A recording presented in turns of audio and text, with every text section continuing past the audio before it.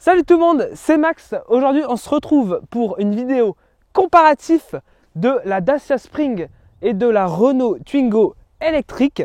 Petite vidéo un peu différente de d'habitude. Pourquoi? Parce que ces deux voitures, je les ai fait déjà en essai. La Twingo et la Dacia, j'ai fait la vidéo essai que vous retrouvez ici en haut à gauche. Mais là aujourd'hui, le but de cette vidéo, c'est de les comparer. Quelles sont les différences entre ces deux voitures, les points positifs, les points négatifs, etc. D'ailleurs, je remercie Renault, enfin Dacia Dunkerque, pour le prêt de la Dacia Spring pour que je puisse vous réaliser ce comparatif. Donc un grand merci à eux encore une fois. Alors du coup, on va parler du design de ces deux voitures parce qu'elles sont bien différentes. À ma gauche, j'ai une Dacia Spring qui est une voiture low cost, qui se veut low cost. Et à ma droite, j'ai la Renault Twingo électrique qui, elle, ne se vaut pas low cost, mais est la voiture électrique la moins chère que propose Renault actuellement. Et c'est une proposition hyper intéressante, même si on va voir bien évidemment que ce modèle a des avantages que celui n'a pas et inversement. Donc c'est intéressant de les comparer. Déjà, pour parler un peu de la face extérieure, je ne vais pas refaire la vidéo présentation complète de ces deux voitures puisque vous le retrouvez, comme je disais, en fiche en haut à gauche. Mais on a deux propositions bien différentes. Alors déjà en termes d'ergonomie, parce qu'on a la prise de recharge qui se situe sur la face avant de la Dacia, tandis que sur la Renault Twingo, ça se situe comme la trappe à essence sur le côté à l'arrière droit. Donc du coup, c'est deux choses qui diffèrent. Et le point, on va le mettre un peu pour la Dacia parce que c'est plus pratique, je trouve, d'avoir une prise comme sur la Zoé aussi à l'avant pour se mettre sur les bornes. Comme ça, on peut venir directement comme ça et ne pas faire un rangement arrière. C'est plus simple. Mais sinon, en termes de caractéristiques, c'est globalement la même chose, même si le design des feux n'est pas pareil. On a sur les deux une signature full, une signature lumineuse LED, c'est pas du full LED. Là, on a aussi des ampoules classiques. Vraiment, à ce niveau-là, il n'y a pas grand-chose de différence. Vous ne pourrez pas acheter l'une ou l'autre pour ces points-là. Ça sera juste aussi au niveau du design et des équipements. On va en reparler. Alors donc, sur ces deux voitures, par exemple, on a les rétros qui ne sont pas peints. On est sur ces voitures, la Twingo est une finition Life, entrée de gamme avec une paire d'options. Mais sur la haute gamme, la Vibe, que j'ai essayé, on a les rétros qui sont peints de mémoire. Ici, on est sur la Dacia Spring en finition confort. Il y a une finition confort plus qui a les rétros couleur orange, il me semble. Ici, les poignées sont aussi en plastique brut. C'est pas du plastique peint. Donc aussi à ce niveau-là, c'est globalement similaire. Au niveau des roues, c'est similaire aussi. C'est des enjoliveurs sur les deux voitures. Petit point en plus pour Dacia, c'est que ce sont des enjoliveurs qui ont un effet jante. C'est-à-dire que on croirait, mais alors énormément à une jante. Renault a l'habitude de faire ça. Donc on a cet équipement-là qu'on n'a pas sur la Twingo. Au niveau aussi de l'arrière de la voiture, petit point pour Dacia, puisque les vitres ici descendent. Ce n'est pas le cas de la Twingo, qui sont juste entrebâillantes, avec un petit loquet ici. Voilà, vous voyez, ça s'entrebâille juste. Mais sinon, vous voyez, le look est un petit peu plus SUV sur celle-ci, avec les passages de roues en plastique, elle est un petit peu rehaussée, etc. Là, ici, on est vraiment sur une pure citadine. À l'arrière, petit point pour la Twingo qui a une meilleure finition, je trouve un meilleur rendu avec cette grande vitre à l'arrière, le logo, etc. C'est bien fini, c'est bien présenté. Sur la Dacia, c'est beaucoup plus simple. Alors sur la Dacia, on a des feux qui sont des feux de pré-série. Ce ne sera pas exactement les mêmes sur la version définitive. On a une finition plus simple. On a le logo, la caméra de recul. Ici pour l'ouverture du coffre qui est absolument pas pratique. Je l'avais déjà dit dans ma vidéo essai. Et en bas, on a un ski de protection en plastique. Donc on est vraiment, comme je disais encore une fois, sur un look SUV. Au niveau de la taille, je prends ma petite fiche parce que là, il y aura beaucoup de chiffres. Je vais tout vous indiquer sur l'écran. Et bien, c'est globalement pareil. C'est-à-dire qu'on a une longueur sur la Twingo de 3,61 m contre 3,73 m sur la Spring. Donc la Spring est un tout petit peu plus longue. Au niveau de la largeur, la Twingo est 2 cm plus large que la Spring avec 1,64 m contre 1,62 m pour la Spring. Concernant la hauteur, étonnamment, la Twingo est un tout petit peu plus haute que la Spring avec 1,54 m contre 1,51 m sur la Spring. C'est assez étonnant parce que la Spring se veut un peu mini SUV. Et le poids, c'est assez intéressant de voir que la Twingo est quand même pas mal plus lourde que la Spring avec 1 tonne 1 contre 970 kg pour la Spring qui pour le coup est extrêmement légère, mais ça n'empêche pas d'être quand même assez vive. Au niveau aussi de la motorisation, c'est assez étonnant de voir qu'on a deux voitures bien différentes parce que la Spring a le moteur qui se situe à l'avant, c'est une traction. On peut ouvrir le capot, tandis que sur la Twingo, qui reprend la base du modèle thermique, qui a le moteur à l'arrière. Donc le moteur de la Twingo n'est pas visible, il est visible uniquement sous la voiture, mais il n'est pas accessible, c'est-à-dire que sur le capot là, il ne s'ouvre pas comme un capot classique, il se coulisse comme sur la Smart parce que la Twingo et la Smart partagent la même plateforme, elles sont identiques techniquement. Donc voilà deux points de différence qui fait que la Dacia est plus pratique. Du coup, pour continuer sur la motorisation, on va parler maintenant des puissances de ces voitures. Sur la Twingo, pour commencer, on a un moteur de 81 chevaux pour 60 kW de puissance et 160 Nm de coupe. Tandis que sur la Dacia, on a 44 chevaux, 33 kW et 125 Nm. C'est assez étonnant de voir que la puissance en kilowatts est beaucoup plus faible sur la Dacia, mais du coup le couple lui n'est pas si éloigné de la Twingo. Ce qui fait donc, en plus de sa légèreté plus grande que la Twingo, elle a une puissance quand même assez intéressante. Bien sûr, on reste sur quelque chose de citadin, mais la Twingo est quand même beaucoup plus vive. Hors mode éco, le mode éco lui réduit pas mal les performances, mais sans mode éco, honnêtement, on a quelque chose de plutôt intéressant. Et je vous l'avais dit déjà lors de mon essai que j'avais fait il y a quelques mois maintenant, que franchement j'avais adoré conduire cette voiture. Franchement c'était une excellente voiture. Et donc on va comparer tout ça etc. sur la route bien évidemment. Mais avant tout on va parler de l'intérieur pour comparer parce que là il y a énormément de choses à dire et surtout en termes de comparatif c'est quand même bien différent et il y en a une qui gagne par rapport à l'autre. On va parler donc du coffre maintenant de ces deux voitures. On va commencer par la Twingo qui a une ouverture comme je disais plus intéressante avec ici un petit bouton sous l'essuie-glace. Le coffre de la Twingo est assez décevant très honnêtement parce que si vous transportez vos câbles de recharge comme ici, vous perdez pas mal de place parce qu'on a le câble type 2 et le câble domestique et on n'a pas de double fond puisque le moteur se trouve en dessous. Donc on a un coffre de 240 litres sur cette version-là, même sur toutes les Twingo, qu'elles soient électriques ou thermiques, c'est la même chose. Bon, vous pourrez transporter vos courses, etc. Mais dès que vous avez vos câbles, c'est moins intéressant. On passe à la Spring maintenant. Ouverture de coffre ici. Voilà. Ça, c'est pas pratique. Vous devez rappuyer une fois. On est sur quelque chose de beaucoup plus simple ici en termes d'habillage, etc. Parce que la Twingo, elle, présente un tout petit peu mieux. On est ici sur 290 litres de coffre et c'est quand même beaucoup plus grand que la Twingo. C'est aussi beaucoup plus profond. Regardez, j'ai réussi à mettre mes affaires tranquillement, mon manteau, mon sac. Il y a même les câbles de recharge. Et on a en plus un double fond qui cache une roue de secours. Ce qu'on n'a pas sur la Twingo. Donc une vraie roue de secours. Ça, c'est quand même génial en cas de dépannage.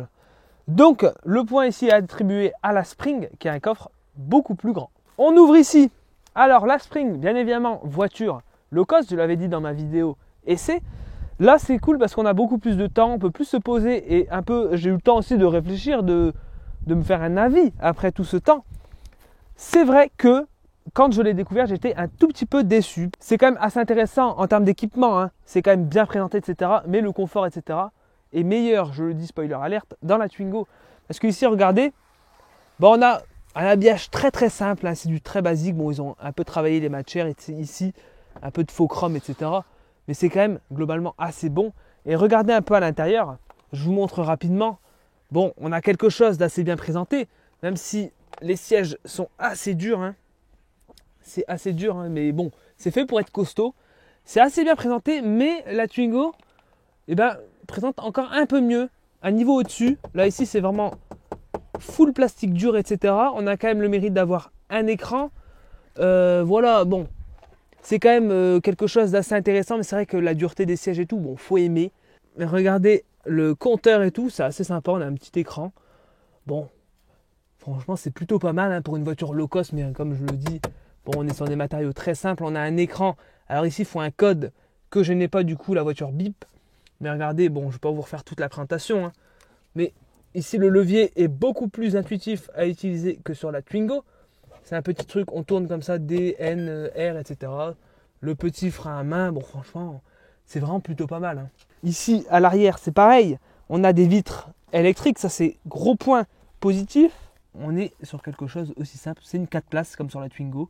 Vous voyez, bon, moi je suis pas très grand donc ça va, je suis 1m74.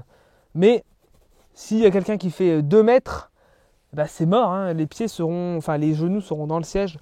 Mais bon, on n'est pas sur une voiture qui est censée faire des centaines de milliers de kilomètres. C'est une citadine et franchement, pour une citadine de cette taille, c'est vraiment extrêmement bon. Alors là, du coup, maintenant, on va présenter la Twingo. Déjà, en termes de ressenti de plastique et tout, on est quand même sur du plastique dur, mais le ressenti est un peu meilleur, ça doit être un peu de meilleure qualité. Mais bon, on reste quand même sur du plastique partout. Point que la Dacia Spring a en plus, c'est les vitres électriques. Donc, les vitres électriques sont disponibles de série sur la finition au-dessus, la Zen. Donc ça, c'est petit point quand même assez décevant parce que, surtout que sur la version thermique, elles sont de série quand même. Donc vitres manuelles à l'ancienne, petite poignée aussi, encore plus brute que dans la Spring. Mais par contre, quand on rentre à l'intérieur, eh ben, c'est plus sympa. C'est beaucoup plus sympa. On voit que c'est moins low cost, c'est plus travaillé. On a des plastiques ici qui sont personnalisables. Un ressenti du volant qui est meilleur. Un design des sièges assez sympa, un peu en mode GTI sur les Volkswagen. Mais regardez, l'aspect est quand même, je trouve, plus intéressant. Le petit compteur façon Fiat 500, j'aime bien. Bon, gros point d'ergonomie qu'il y a à revoir, c'est le pommeau de vitesse. Bon, il a le mérite d'avoir 3 niveaux de régénération d'énergie. Mais voilà quoi, on a la climatisation. L'écran est une option. On a un support téléphone intégré, ça c'est plutôt cool. Mais en tout cas, l'aspect, le confort des sièges, regardez, c'est beaucoup plus mou. Le confort est quand même bien meilleur dans la Twingo, hein, très honnêtement. Et elle est aussi un peu plus haute que la Spring pour monter dedans. Mais franchement, c'est plutôt pas mal. Regardez à l'arrière. Le son des enceintes sont aussi un peu meilleurs dans la Twingo. Je l'ai testé sur la Spring, ça fait le taf, mais c'est pas incroyable pour ceux qui aiment la musique. Bon, on n'est pas sur un son Bose non plus, mais franchement, c'est meilleur. Alors maintenant, pour parler de l'arrière de la Twingo, pour les contreportes, on va pas revenir dessus, c'est une conception assez simple. C'est que du plastique dur et noir, mais on a quand même un assez bon ressenti au toucher. Mais sinon, en termes d'espace à l'arrière, c'est assez bon. On a comme sur la Spring, parce que je pensais que la Spring avait moins d'espace que dans la Twingo, mais en fait c'est kiff-kiff. Bon, il ne faudra pas des passagers de 3 mètres de haut, mais pour un passager de taille normale comme moi, franchement, c'est très accessible, même si on voit que ces voitures ne sont pas faites pour faire des milliers de kilomètres, et c'est bien normal parce que c'est des voitures électriques avec des batteries assez petites, et ce sont des citadines en plus. Pour parler de la prise de recharge, point pratique, c'est qu'on n'a pas besoin de bouton à l'intérieur pour l'ouvrir, contrairement à la Dacia Spring. On a sur cette voiture un connecteur de type 2, on n'a pas de combo CCS malheureusement. C'est quand même un point assez dommage, mais elle accepte tout de même jusqu'à 22 kW de puissance de recharge, ce qui permet de la recharger à 80% en 1 heure. Donc franchement, ça c'est un point positif d'avoir une plus petite batterie que sur la Spring, et la prise de recharge, comme je disais, se situe à l'arrière comme une trappe à essence classique. Alors la prise de recharge s'ouvre ici, un petit loquet. On va aller devant. Alors ça s'ouvre comme ça. Donc à l'avant, on a un point intéressant. On a la prise de type 2 combo CCS qui accepte 30 kW de puissance de recharge maximum pour recharger de 0 à 80% de la batterie en 56 minutes. Mais c'est une option malheureusement à 600 €. C'est pas de série, moi je vous la conseille grandement parce que c'est quand même hyper intéressant de l'avoir. C'est vraiment quasiment indispensable parce que beaucoup de bornes de recharge proposent le type 2 combo CCS et le chargeur lui qui est en type 2 fait 6,6 kW de puissance. Donc c'est globalement bien, vous pouvez la recharger sur une prise domestique aussi. Donc du coup maintenant on va partir sur la route pour comparer ces voitures. Ça ne sera pas une vidéo essai très complète. Le but c'est de comparer ces deux modèles, voir les différences à l'accélération, au freinage et la tenue de route, surtout le confort aussi. Donc on va partir sur route, c'est parti. Ok, donc là on va partir. Donc hop, drive, on enlève le frein à main. Donc voilà, alors comme je disais, ça ne sera pas une vidéo essai exactement. C'est-à-dire que là, le but, c'est de vous montrer un peu les différences entre la Twingo et la Spring. Déjà, le ressenti est tout de suite différent. Pourquoi ? En termes de confort, comme je disais, les sièges, etc. C'est pas non plus hyper inconfortable, mais c'est quand même bien différent. Le son aussi, le son de l'avertisseur sonore des tétons est différent, il est beaucoup plus amplifié. Le ressenti de la direction est aussi beaucoup différent, c'est-à-dire que vous voyez, c'est hyper assisté, c'est hyper électrique. La Twingo, c'est pas pareil, on a un ressenti beaucoup plus précis. Là, c'est beaucoup plus flou. Vous voyez, ça tangue beaucoup plus. Enfin, ça tangue, ça reste quand même acceptable. Mais regardez, si je prends un virage un peu fort, même si la tenue de route est bonne, vous voyez, ça tangue quand même beaucoup plus. Je sais pas si ça se voit là. Mais franchement, c'est quand même plutôt bon pour cette voiture. L'accroche des pneus sont beaux, même s'ils sont quand même très très fins. C'est pas des galettes non plus. Mais franchement, c'est quand même très très acceptable pour une voiture qui est low cost. Et en plus, l'accélération est plutôt bonne. Regardez, je vais m'arrêter là. Je vais faire un 0 à 100. Je mets le pied dedans. Il est annoncé à 20 secondes, il me semble. Vous voyez, c'est quand même assez long. Hein.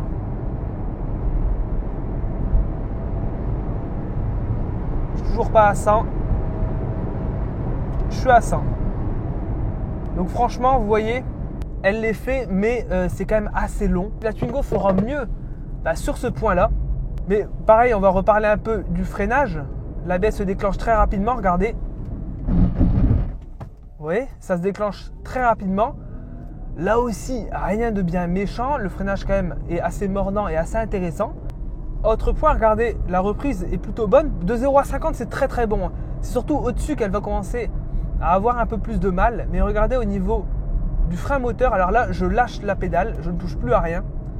Elle rampe beaucoup plus que sur la Twingo. La Twingo, elle, est plus intéressante en termes de frein moteur. On a 3 niveaux.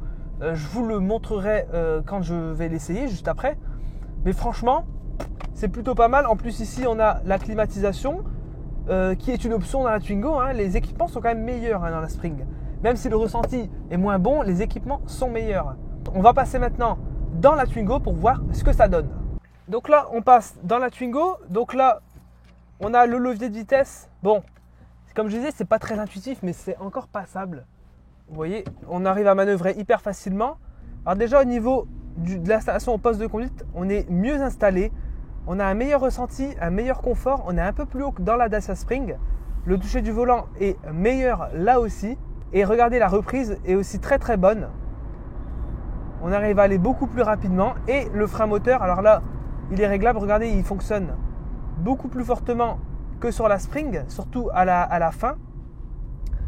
Bien sûr, ici, on peut régler, on a 3 niveaux. On peut régler en augmentant comme ça, donc on peut conduire à une pédale. On va tester un petit 0 à 100.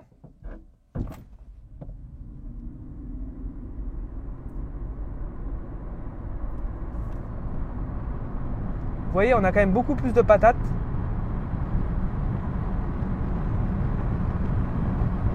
Là, je ne suis pas encore à 100. Voilà, là, je suis à 100.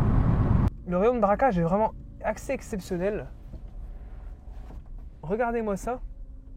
Je tourne sur moi-même. C'est assez fou. Hein. Le rayon de braquage est vraiment incroyable sur cette voiture. Et là, on repart comme ça. Elle se conduit vraiment très très facilement. Elle ne tangue pas du tout. Elle est vraiment hyper bien accrochée. Les roues sont un tout petit peu plus larges. Dans les virages, ça tient tout aussi bien. Mais par contre, l'autonomie sera un peu moins grande. On a une batterie de 21,3 contre 27,4 kWh sur la Dacia Spring. En plus, la Spring est plus légère. La Twingo, elle, a une plus petite batterie et est plus lourde. Sur la Twingo, on a une autonomie annoncée de 190 km et sur la Spring de 230 km jusqu'à même titiller les 300 en ville. Pour rouler en Twingo, quand même, pas quotidiennement, mais quand même beaucoup de fois, on a une idée de l'autonomie et honnêtement, ça tient ses promesses. On n'a jamais vidé la batterie de 100 à 0%. En la rechargeant quotidiennement, c'est pas du tout un souci de cette voiture. Par contre, en allant plus loin, c'est vrai qu'il faut prévoir son trajet et être sûr de pouvoir recharger à destination. Ça, c'est pas un souci parce que les magasins proposent, comme par exemple Aldi ou Lidl, proposent la charge quand vous faites vos courses. Donc franchement, à ce niveau-là, c'est plutôt pas mal.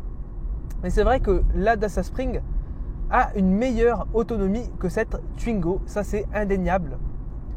Mais par contre, au détriment du confort de conduite, parce qu'on est sur une voiture low cost, ici on n'est vraiment pas sur une voiture low cost, on est vraiment sur une petite citadine. Et ça se ressent aussi au niveau du prix parce que la Renault Zoé est proposée à 15 650 € avec le bonus compris. Et la Dacia Spring, quant à elle, est à 12 403 €, là aussi avec le bonus compris. Donc on a quand même une différence assez importante entre les deux modèles. Surtout la Twingo, elle proposera plus d'équipements.